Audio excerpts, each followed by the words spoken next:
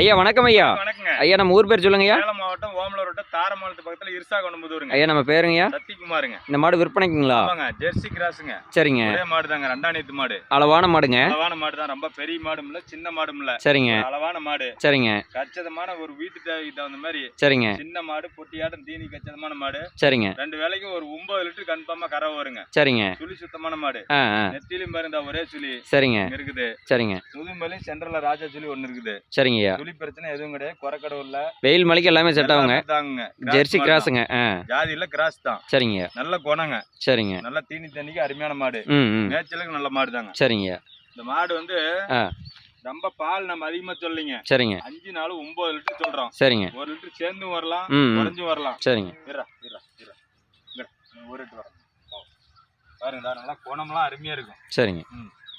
பாருங்க காம்பு பாருங்க, நல்லா மிஷின் கரைக்கும் ஆகும், கை கரைக்கும் ஆகும். மாடு ரொம்ப பொறுமைங்க. ரொம்ப பொறுமையான மாடு தாங்க. சரிங்க. இன்னும் 15 நாள் டைம் இருக்குது இந்த மாடு. சரிங்க. பாருங்க மடி தோல்லாம் பாருங்க ஃபுல்லா வரும். சரிங்க. இது என்னடா 9 லிட்டர் சொல்றாங்க, மடி கம்மியா இருக்குன்னு நினைக்கலாம். இன்னும் 15 நாள் டைம் இருக்குது பாரு, நரம் தரையும் பாருங்க. சரிங்க. 2வது ஈத்து தாங்க. 2வது ஈத்துல பல்லு சேர்ந்து போச்சு. சரிங்க. பல்லு சேர்ந்தாலும் மாடு பல்லு நல்லா இருக்குது. சரிங்க. மாடு குணத்துல அருமையான மாடுங்க. சரிங்க. யாரு வேணாலும் பிடிச்சிக்கலாம். நல்லா ரோஸ் காம்புங்க. ஆமா, இன்னும் மடி தோல்லாம் பாருங்க, இன்னும் ஃபுல்லா வரும். சரிங்க. பாரு 8 லிட்டர் 9 லிட்டர் பால் சொல்றாங்க, என்னடா மடிய காரணம் நினைக்கலாம். ஃபுல்லா மடி வருங்க. சரிங்க. நல்ல குணம். இன்னும் ஒரு 15-20 நாள் டைம் பிடிக்குங்களா? 15 நாள் டைம் ஆகும், 20 நாள் ஆகாது. 2வது மாடு தானே. சரிங்க. சீக்கிரம் மடி வந்துருங்க. மடி தோல்லாம் ஃபுல்லா இருக்குது. சரிங்க.